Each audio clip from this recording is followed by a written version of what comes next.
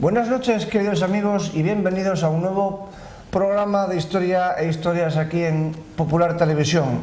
Retomamos hoy el ciclo discontinuo de programas dedicados a la Primera Guerra Mundial para hablar de uno de los conflictos bélicos que hizo que esta guerra no terminara en el año 1918, como suelen decir los libros, sino unos pocos años después, en concreto en torno a 1923.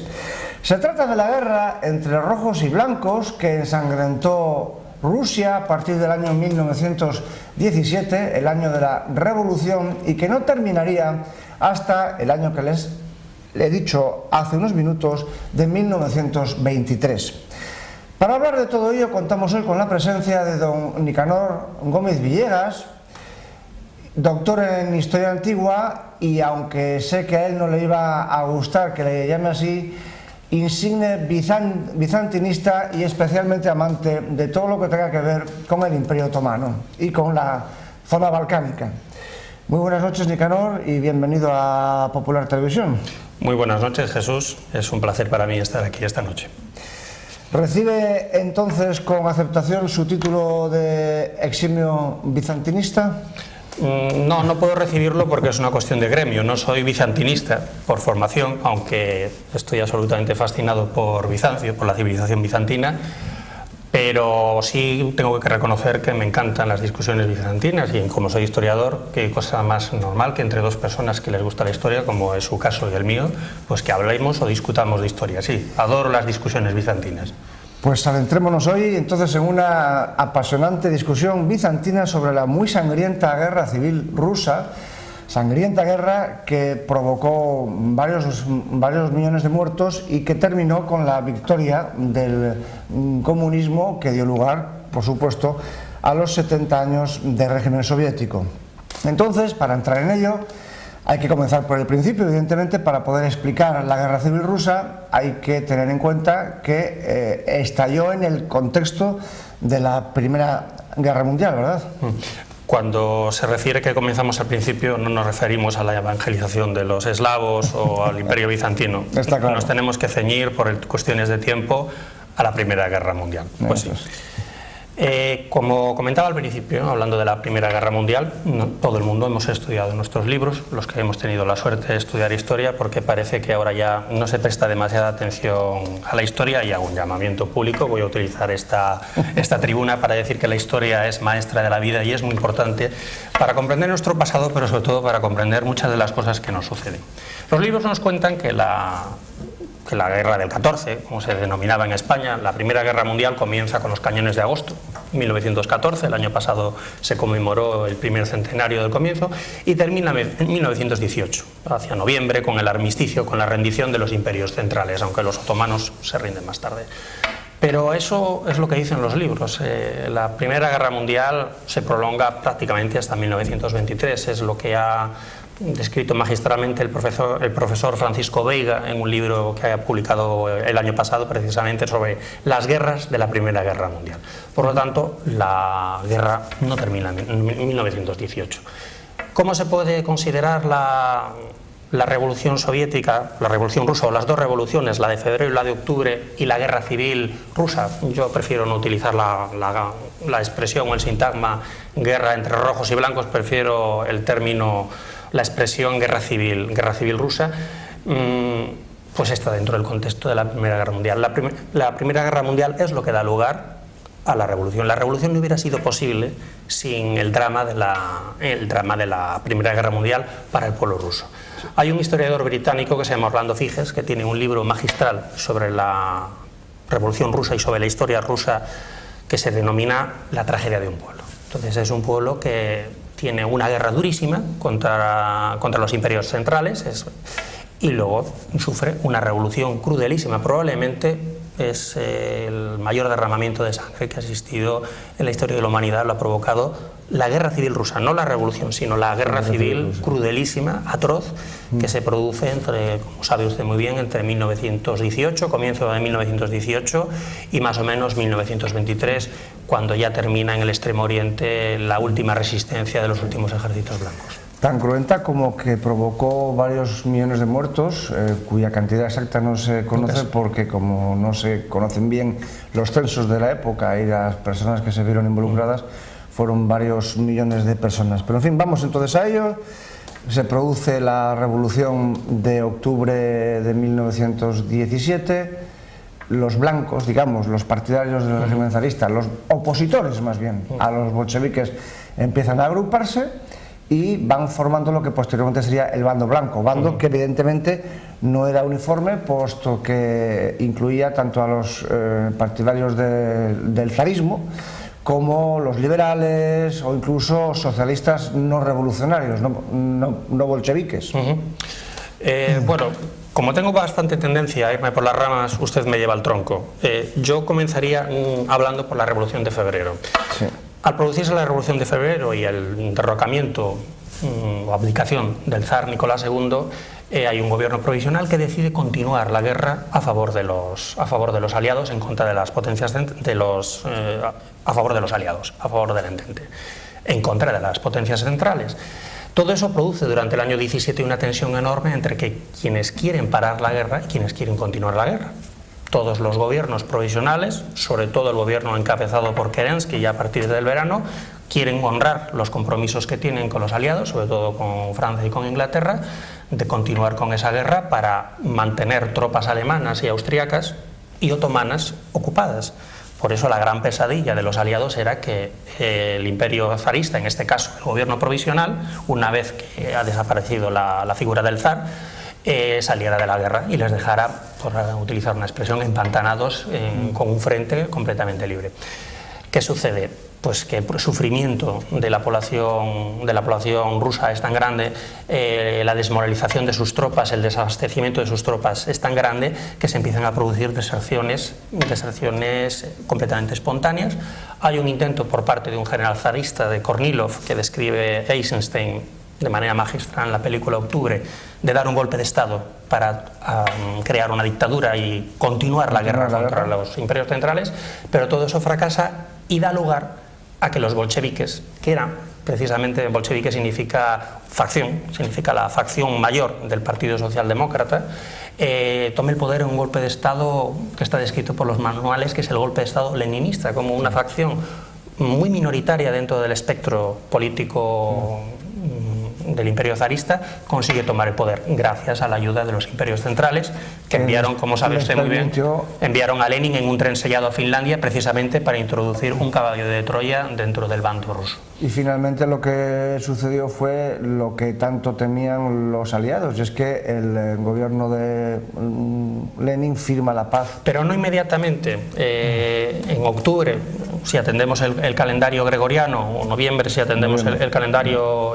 juliano, el gobierno provisional de los soviets, el poder soviético, que era la manera en la que se denominaba, tiene muchos frentes abiertos. Empieza a tener una resistencia zarista de los elementos del ejército que no aceptan el poder soviético, tiene revueltas nacionalistas en el Cáucaso, en Asia Central, en la zona del Báltico, y tiene a los imperios centrales que están avanzando por toda Ucrania, además del gran conflicto que supone el nacionalismo ucraniano.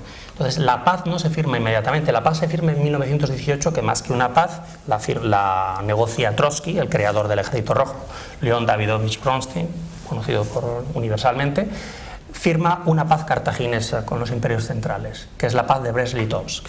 En esa paz, que no es una paz, que es una claudicación, para poder enfrentarse al bando blanco y a los conflictos que tiene abiertos ya en terreno ruso, el gobierno soviético renuncia a una tercera parte del territorio europeo del imperio zarista, a todas las provincias bálticas. Polonia obtiene su independencia.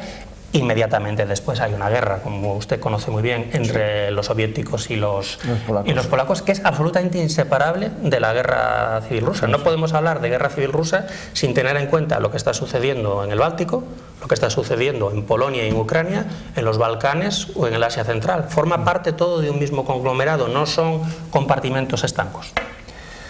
Vamos pues a describir al bando blanco, el bando zarista, el bando antisoviético, en el cual tuvo un gran peso la defensa de la religión como oposición a la antirreligiosidad del bando rojo. Vamos a ver a continuación una foto del zar durante la Primera Guerra Mundial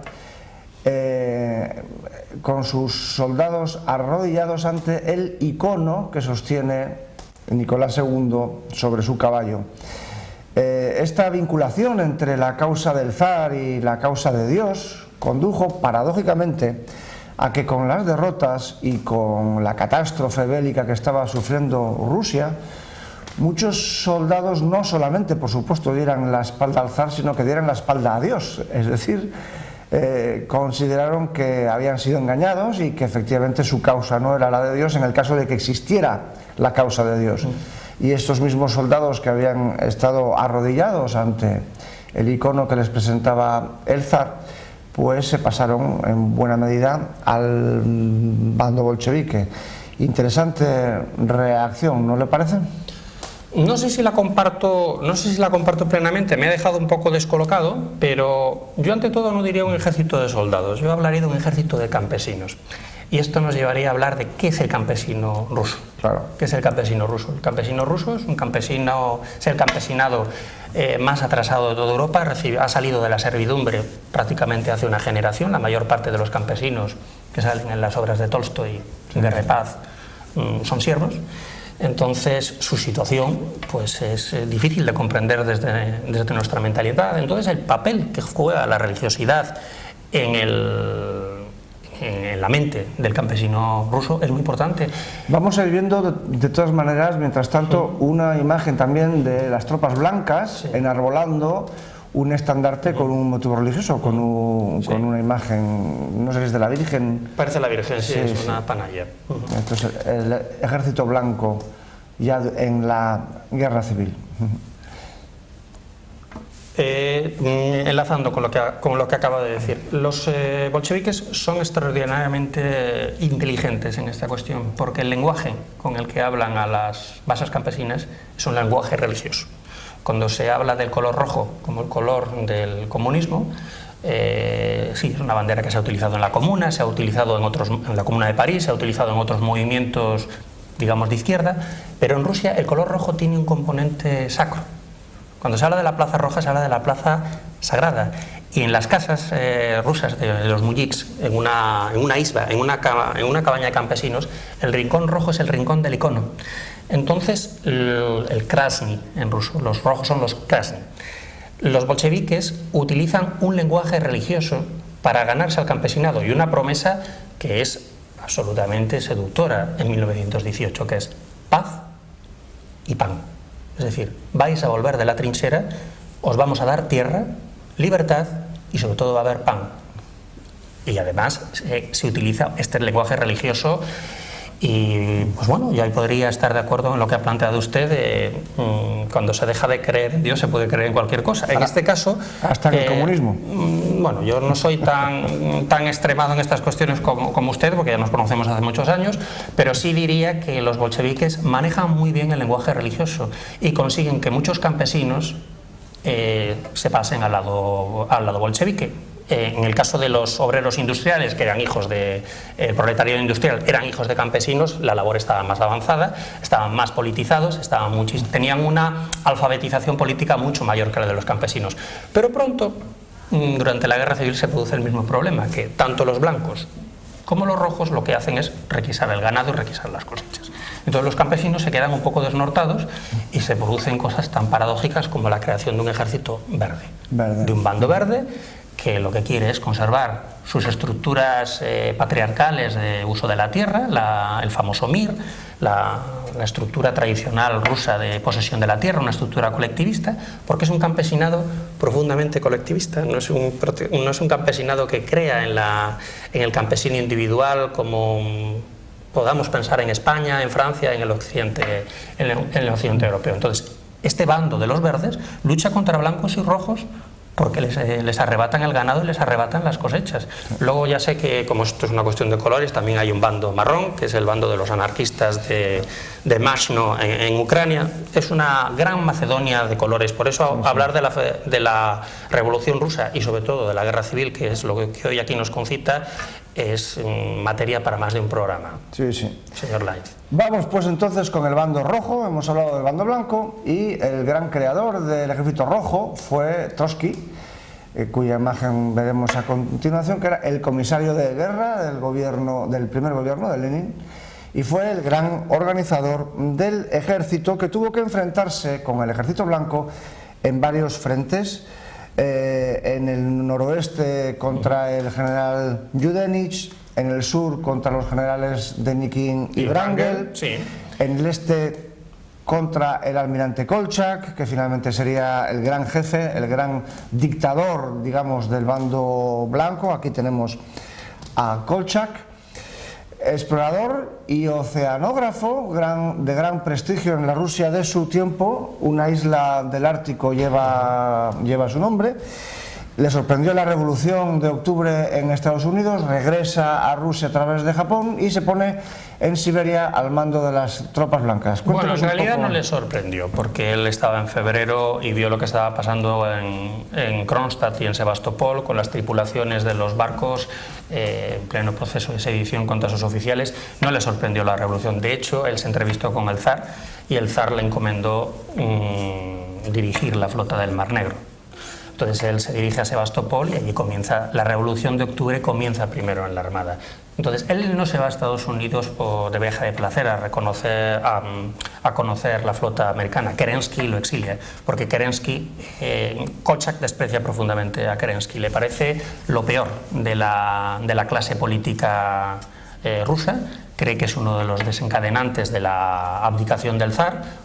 Ya sabe que Kerensky, el hombre más importante del gobierno provisional, que había sido primero ministro de Defensa, pertenecía a la facción menchevique del Partido Socialdemócrata. Es un firme partidario de la continuidad de los rusos junto con las potencias aliadas, pero Kolchak desprecia profundamente a Kerensky y eso ocasiona su exilio, lo manda a Estados Unidos como agregado naval. Sí. Él cuando llega deliberadamente porque su país está en llamas.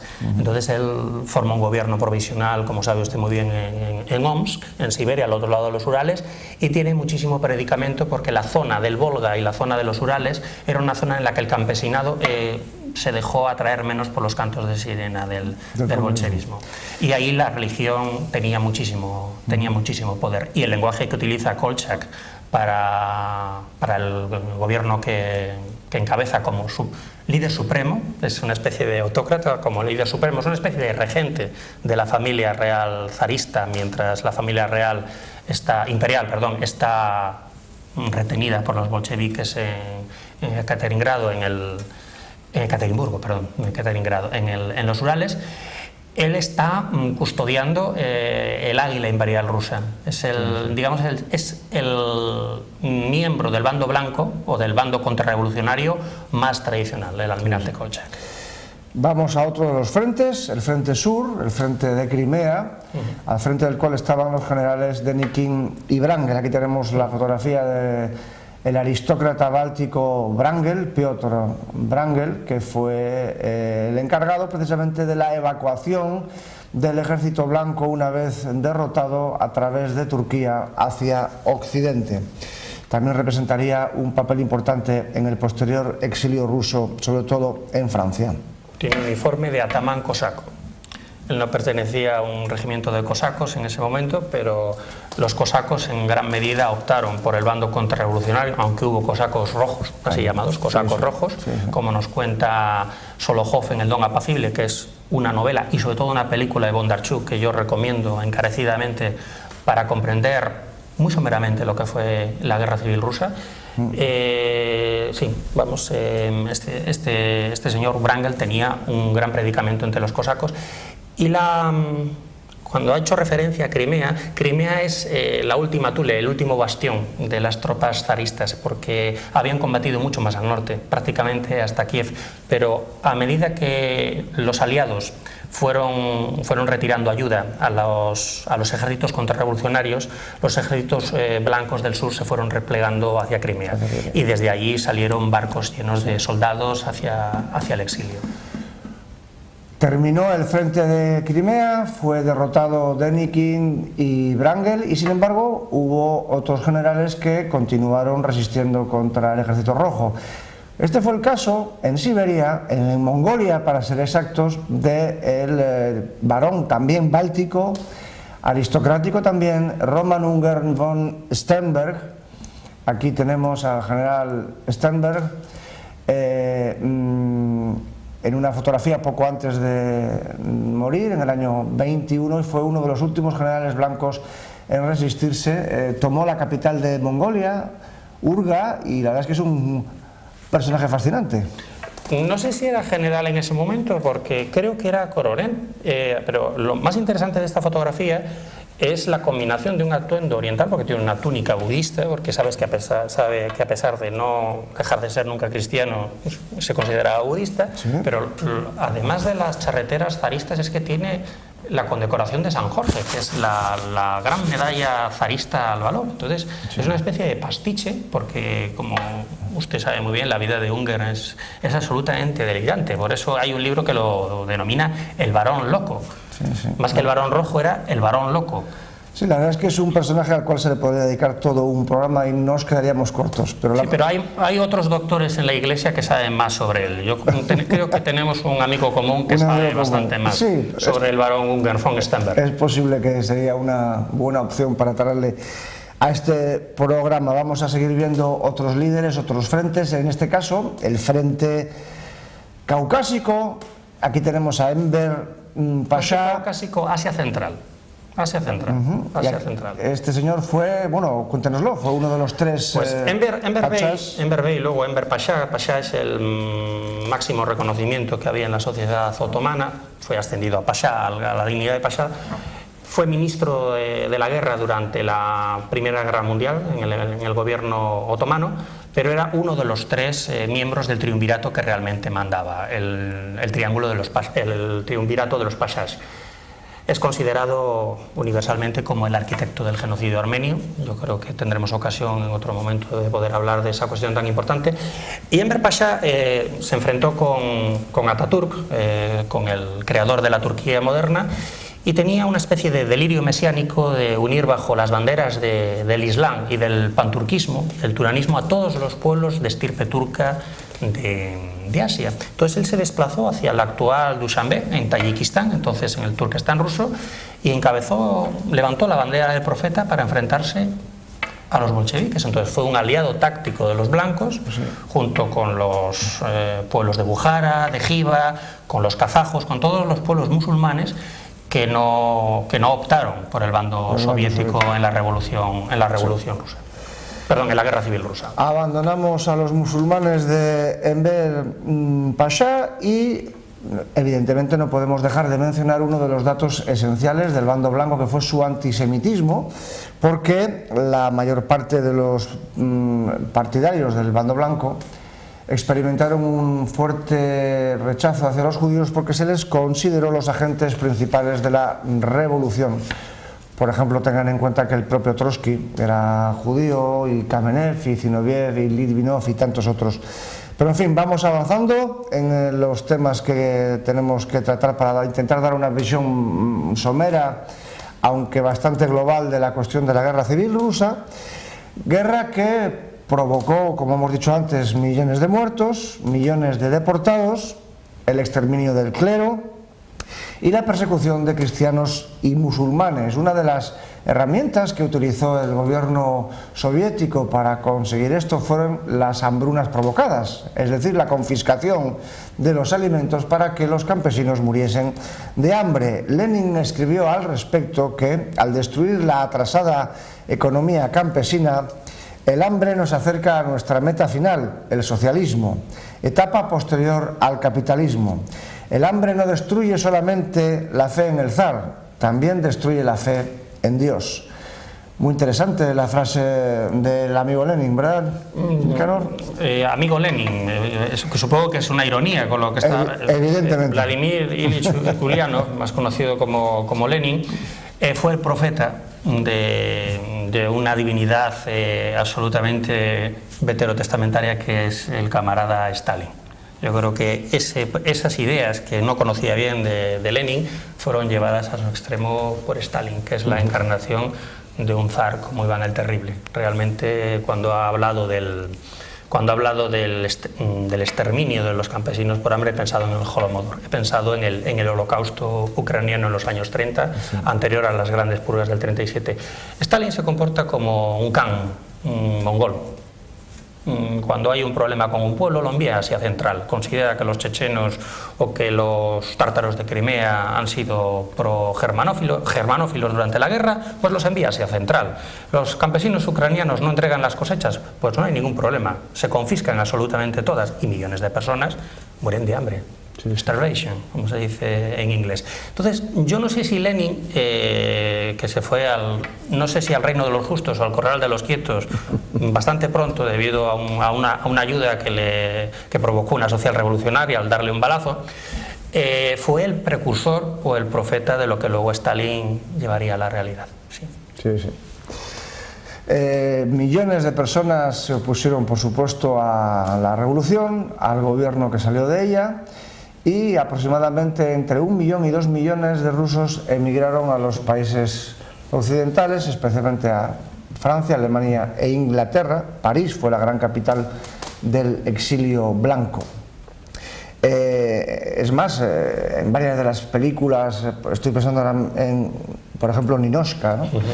Y otras películas clásicas de los años 30, se refleja eso, ¿no? Los rusos que están exiliados en París, los grandes duques dedicados a ejercer de taxista o de croupier en Monte Carlo.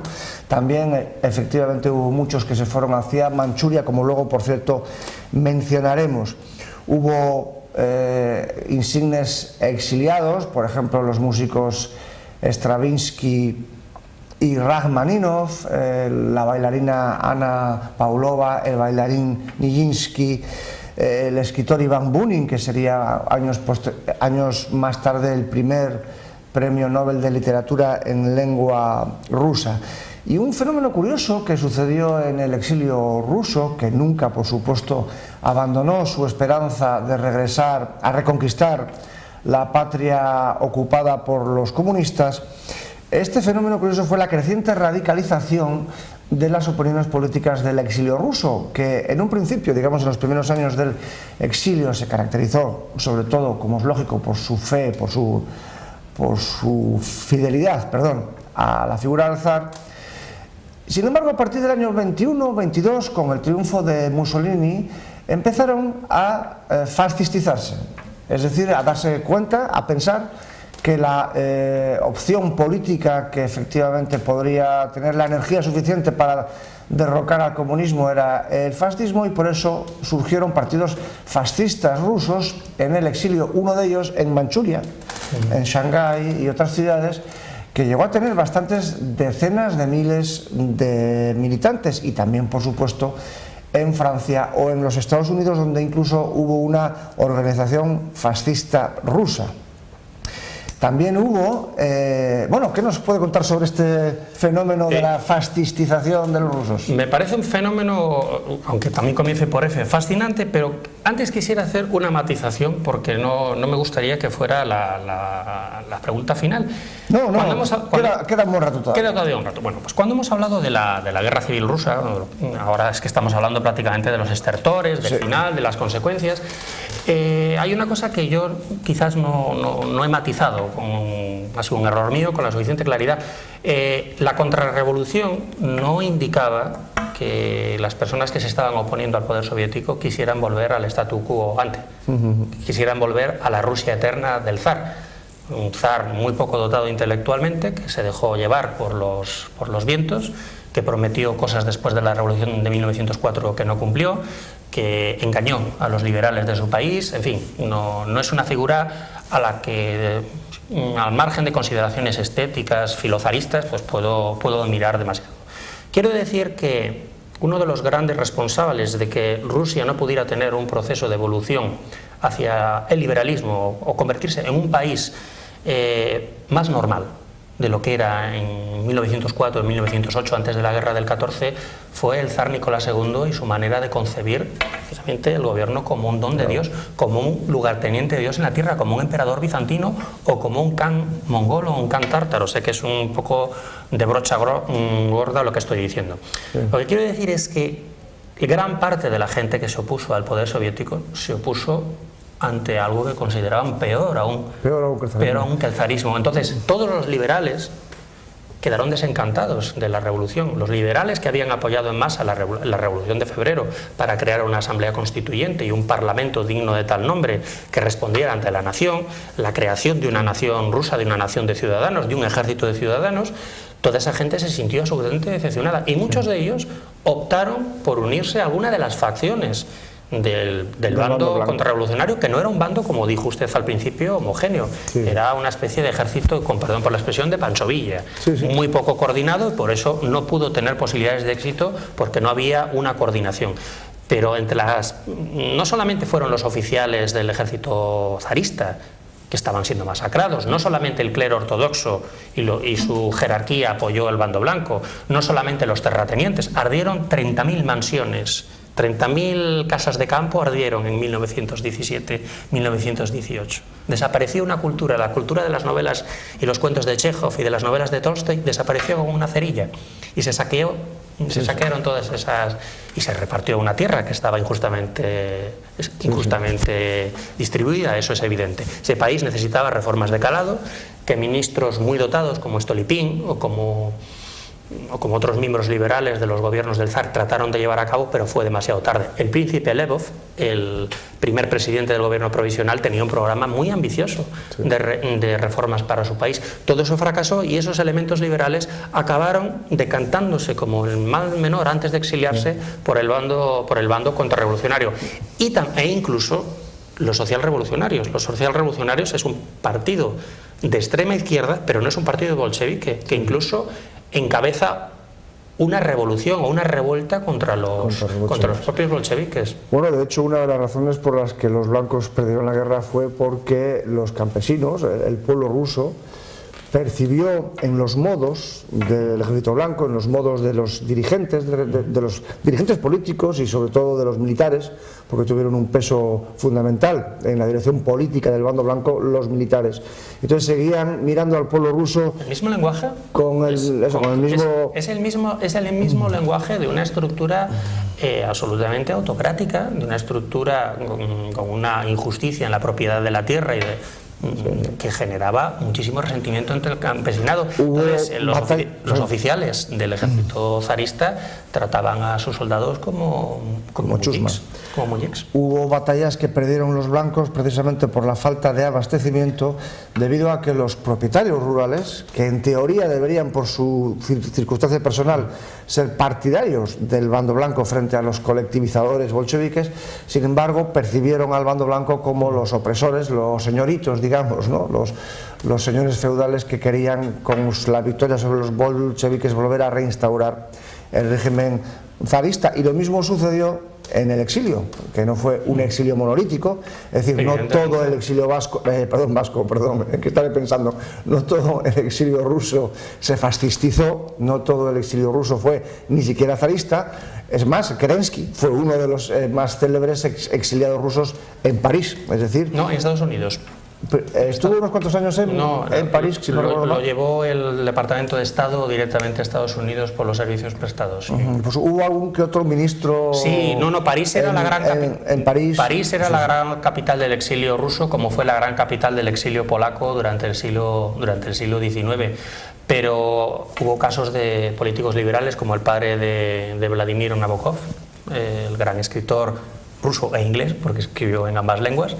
Fue asesinado en Berlín, que era otra de las capitales del exilio, por un enajenado absolutamente reaccionario.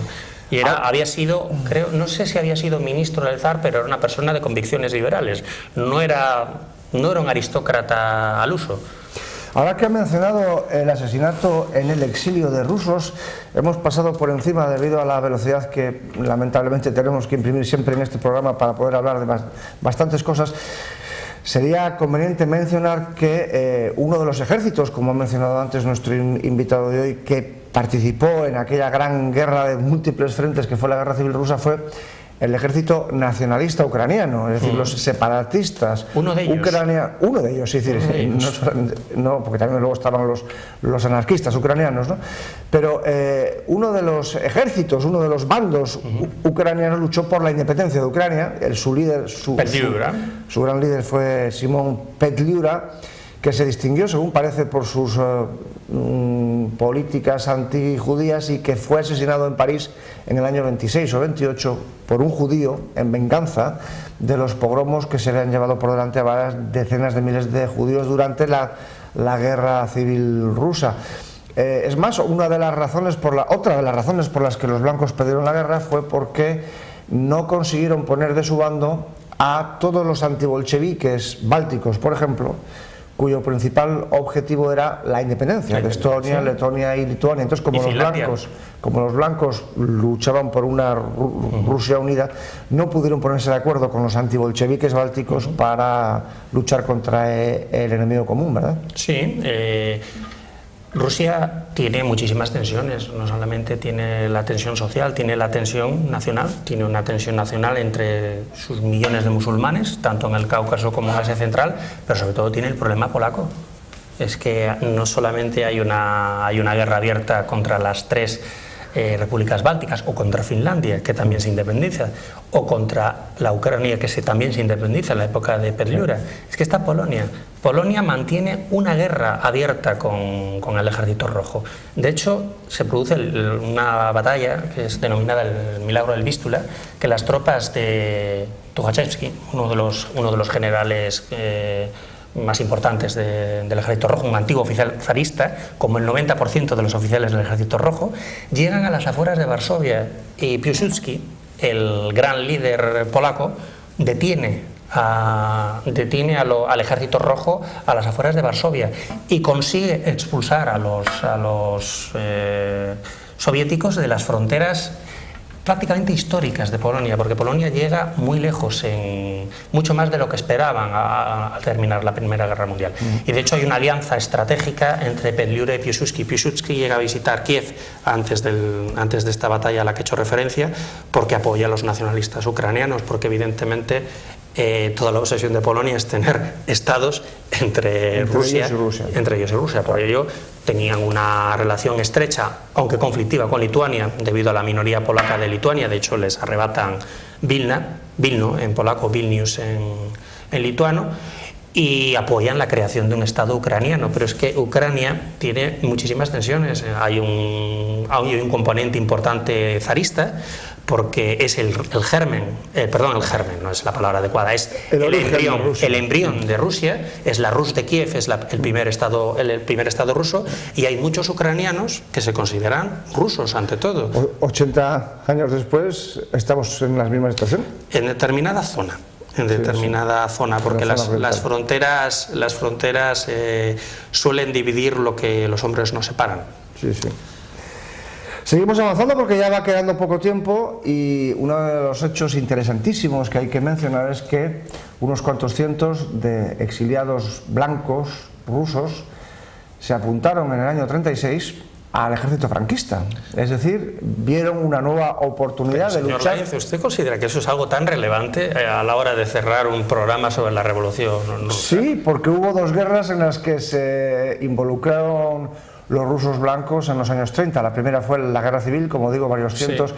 Tenemos, por cierto, aquí tenemos el escudo de los rusos blancos, que se alistaron algunos en los tercios requetés y otros en el ejército regular. Esto es una prueba más de la erudición insondable que usted tiene, que no me sorprende, pero no hace falta que yo le recuerde que esto es una gotita de agua al lado de los miles de soldados del Ejército Rojo, asesores que convirtieron a Alcalá de Henares en la nueva Plaza Roja. Como usted sabe, hubo miles de asesores militares soviéticos. Por lo tanto, pues creo que esta gotita de agua no equilibra la ayuda de Stalin al gobierno, en mi opinión, legítimo de la Segunda República.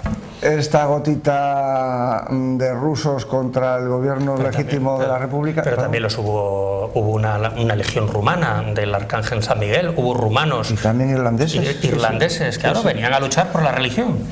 Esta gotita se convirtió en una marea algo mayor en la siguiente guerra, en la Segunda Guerra Mundial, puesto que muchos rusos vieron así como otros muchos, ¿no? Es decir, muchos dijeron, no, esto es una guerra de los alemanes, nosotros no tenemos nada que ver con los alemanes, es más, son nuestros enemigos, entre otros motivos porque fueron ellos los que posibilitaron la revolución bolchevique.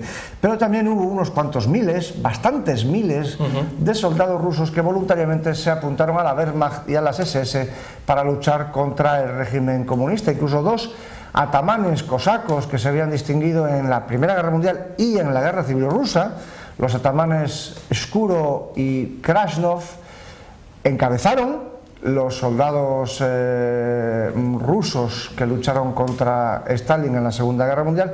Fueron entregados por los ingleses a Stalin en el 45. Murieron finales del 44. Creo que fue The Betrayal of the Cossacks, sí, cuando los entregan en Trieste. Claudio Magris tiene una novela magnífica, Conjeturas sobre un sable. Sí. Les entregaron a 30.000 cosacos con sus familias. Y en el caso de Krasnov y el otro mariscal Skuro, murieron de mala muerte en la Lubyanka, en Moscú, como digo, entregado por los ingleses. Esto fue más que una gota, fueron bastantes decenas de miles. No fue demasiado fair play lo que hicieron los ingleses con los cosacos que se habían entregado al ejército británico en Austria y en el norte de Italia, huyendo precisamente de sus compatriotas, porque además no solamente Blasov, hubo muchísimos prisioneros de guerra que optaron por unirse al ejército de Blasov, que fue un general que al ser hecho prisionero se pasó a los alemanes. Kaminsky creó otro ejército, el Rona, el Ejército Nacional Ruso, que se distinguió tristemente en la represión del glorioso alzamiento de los polacos el 1 de agosto del año 1944, se conmemoraba hace muy poco el alzamiento. Pues fue la parte más fea de esa represión la hicieron rusos y ucranianos y cosacos de Kaminsky. Incluso los alemanes pensaban que iban demasiado lejos. Y la toma de Praga también había ahí 4.000 de estos soldados que venían huyendo porque sabían lo que les esperaba. Habían hecho una elección muy fuerte. Muy fuerte. Hay una película de James Bond, ahora mismo no recuerdo porque confundo los títulos. Sí, es la de Sean Penn. Efectivamente, que precisamente personifica a el hijo de lleno de odio hacia los británicos. Cosacos, efectivamente. ¿Cuál es la película? No me acuerdo ahora. Mira que soy bondiano, pero recuerdo perfectamente cuando le explica, yo no es todo por Inglaterra, James, yo he estado colaborando con vosotros para vengarme, porque mi padre murió en vuestras manos. Yo creo que en la película sale que su padre fue uno de los muchos miles que se tiraron a las heladas aguas del río cuyo nombre ahora se me escapa, para no caer en manos de Stalin cuando los ingleses incumplieron su palabra y se entregaron a los soviéticos.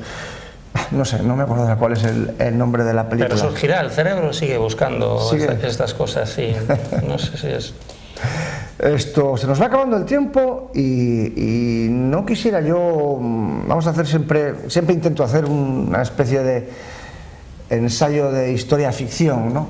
¿Qué hubiera sucedido si? Ya sé que es una pregunta absurda porque evidentemente eso nunca se puede saber. Además yo no soy partidario de la counterfactual history, no me gusta la historia contrafactual, pero bueno. Pero si los blancos hubieran ganado la guerra, probablemente el mundo se habría ahorrado la guerra mundial, evidentemente, se hubiera ahorrado la aparición de los fascismos, que finalmente fueron una respuesta a la amenaza bolchevique, y quizá se hubiera ahorrado 70 años de régimen comunista. No pierda su tiempo. La verdad es que es una idea que a mí me parece atractiva. Señor Lain, no pierda su tiempo, eso es como el cuento de la lechera. Está claro. Es imposible pensar lo que hubiera podido resistir. De hecho, los ejércitos blancos pudieron haber tomado Moscú, estuvieron muy cerca de Moscú, pero yo creo que hubieran durado tanto como en Urga, la actual Ulan Bator. Yo creo que el rumbo de la historia no iba por la restauración del imperio zarista. Por cierto, que ahora que menciona a Ungern y a la cercana toma de Moscú, se nos ha olvidado mencionar que otra de las razones por las que los blancos perdieron la guerra fue por la enorme descoordinación que sufrieron, que llevó incluso a que, por ejemplo, el atamán Semyonov, a cuyo mando estaba Ungern, bloqueara los ferrocarriles de ayuda que venían de Japón, el célebre Transiberiano, con ayuda militar que no llegaba a las manos de Kolchak porque se las quedaba él. Y se nos ha quedado en el tintero uno de los episodios más surrealistas, que son las legiones checoslovacas, los miles de prisioneros del ejército austrohúngaro que fueron movilizados como una legión y que jugaron un papel fundamental en la guerra civil rusa, porque apoyaron a los blancos, eran la principal fuerza organizada. Ellos lo que querían era poder regresar a su nueva patria, Checoslovaquia, que era un país que surgió de las cenizas del imperio austrohúngaro, pero tenían que llegar a Vladivostok. Entonces, para llegar a Vladivostok, pues había que sortear una serie... Pero eso ya es tema para otra película, señor Lainz, que me parece más interesante que estos futuribles que hace usted sobre la restauración del imperio zarista, en los cuales yo no creo demasiado. No de la restauración del imperio zarista, la derrota del comunismo, que es una cosa bastante distinta. No por estar en contra del régimen soviético uno se convierte en zarista, por lo menos no es mi caso. Si usted dice la última palabra, esto me deja como un apologista del poder soviético, y no es mi caso. Soy un historiador y sigo sigo el lema de Tácito de estudiar la historia sin ira et studio, es decir, sin ira y con trabajo y sobre todo con deleite, porque es la manera con la que se debe estudiar la historia. Pues espero que les haya deleitado a ustedes esta charla informal que hemos tenido Nicanor y yo sobre la guerra civil rusa, pero lamentablemente se nos ha acabado el tiempo una vez más, pero no le vamos a decir adiós a nuestro invitado de hoy, a Nicanor Gómez Villegas. Le vamos a decir hasta luego, porque en el próximo programa vamos a volver a contar con el privilegio de su presencia para charlar sobre la otra guerra que prolongó la Gran Guerra, es decir, que prolongó en el tiempo la guerra que en teoría, según los libros, concluyó en 1918 y que en este caso también concluyó en 1923, que es la guerra greco-turca, la gran tragedia de Asia Menor, la catástrofe de Asia Menor que dicen los griegos, la guerra de la independencia que dicen los turcos, y que configuró la Grecia y la Turquía actuales y plasmó, consolidó para siempre la enemistad entre ambas naciones, que sigue muy viva hoy. Espero que dentro de 2 semanas pues estén ustedes aquí con Nicanor y conmigo charlando de esta apasionante cuestión, y ya saben que estamos ansiosos por recibir sus preguntas, sus sugerencias, sus consultas, sus aportaciones e incluso sus parabienes, si los hubiere, en la dirección de correo de nuestro programa, que pueden ver ustedes en el faldón de su pantalla: historiaspopulartv@gmail.com, historiaspopulartv@gmail.com. Así pues, queridos amigos, no olviden nuestra próxima cita, en este caso con la guerra greco-turca, aquí en el programa Historia e Historias en Popular Televisión. Muy buenas noches.